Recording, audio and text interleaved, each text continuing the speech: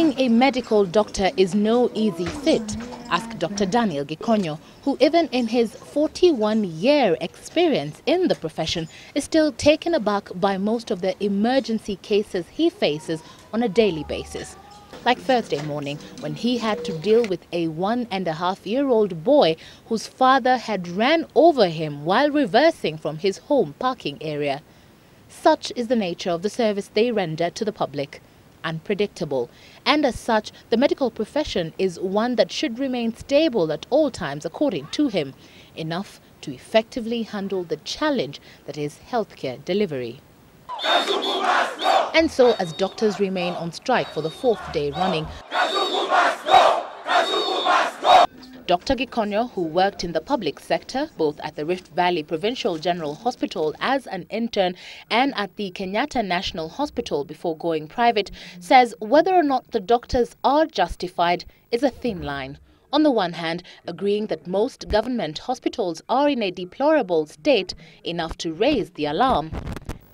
In the 70s, the public hospitals, like Kenyatta National Hospital, were the leaders in healthcare.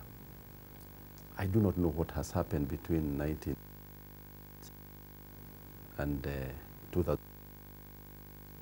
You can make your own conclusions, but between 1978 and 2002, that period of close to 25 years, the whole medical system went down.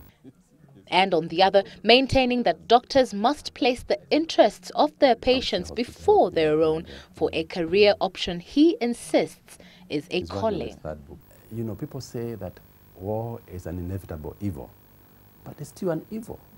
Even strikes may be inevitable evils, but they're still evils. Ongoing talks between the government and the doctors' union have once again failed, what continues to fire an already disgruntled fraternity, which Dr. Gikonyo says is not receiving half of what doctors received as perks when he was a young doctor more than 20 years ago. At my time, we had very good backup from government system. I had a government house.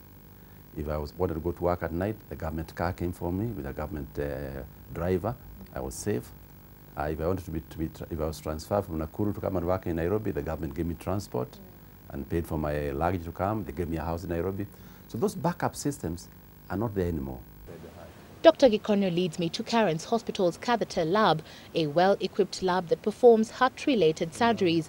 And it's difficult not to marvel at the technology until he explains to me that such advanced equipment was at the Kenyatta National Hospital back in 1978, where he used it to perform the first open-heart surgery.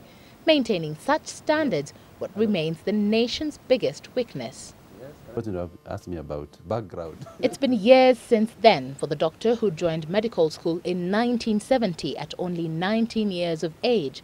Now at 62, this cardiologist is a founder member of the Karen Hospital, an idea he hatched together with his wife, Dr. Betty Gikonyo, herself a consultant pediatric cardiologist, while they were both still in medical school. He also bore another title, the president's personal doctor. I have heard that said that I'm a president's doctor, but that's not exactly true, because I'm a doctor of Kenyans. And if a president happens to be a Kenyan, he might be one of my clients, but I serve general Kenyans from all levels. For this father of 3, 2 of whom have joined him in his medical profession, while the third is a poet, says he always knew he would be a doctor from as early as when he was 10 years old. Years on, insisting he would change nothing if given a second chance. His vision, both for the profession and the institution, that they would both put the needs of Kenyans before anything else, as is the true calling for any and indeed every doctor. Evelyn Wambui for Newsmakers.